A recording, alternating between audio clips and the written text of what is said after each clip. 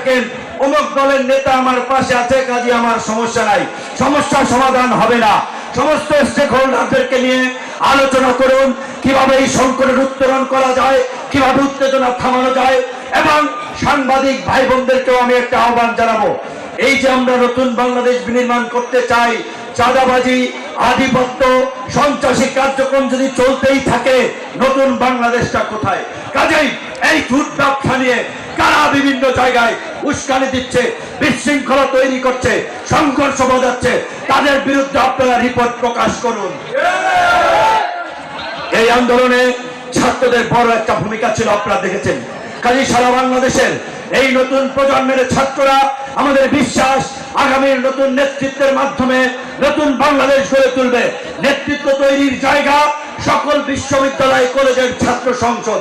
তাই অনতিবিলম্বে ডাকসু সহ সকল ছাত্র সংসদ নির্বাচনের আমরা দাবি জানাচ্ছি। প্রত্যেকটি কল কারখানায় শ্রমিকদের সমাবেশ সংগঠন করার অধিকার থাকতে হবে। অকারণে কোন শ্রমিককে ছাঁটাই করা, বেতন বৈষম্য মানা হবে না। গত 15 বছরে আপনারা জানেন প্রায় 18 লক্ষ কোটি টাকা পাচার করেছে। এই 18 লক্ষ কোটি টাকা কারা পাচার করেছে?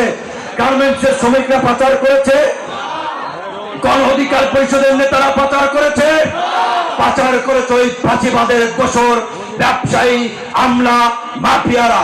কাজেই শ্রমিকরা দেশের টাকা দেশে রাখে, দেশে সম্পদ করে, মালিকরা আকাশচুম্বী লাভ করবে, শ্রমিকরা না খেয়ে মরবে। তা হবে না, তা হবে না। কাজেই লাভের একটা সীমা থাকতে হবে, সীমাহীন লাভ করা যাবে না। প্রত্যেকটি কল কারখানায় বাৎসরিক লভ্যাংশের একটা ন্যূনতম অংশ শ্রমিকদের মাঝে বিতরণ করতে হবে।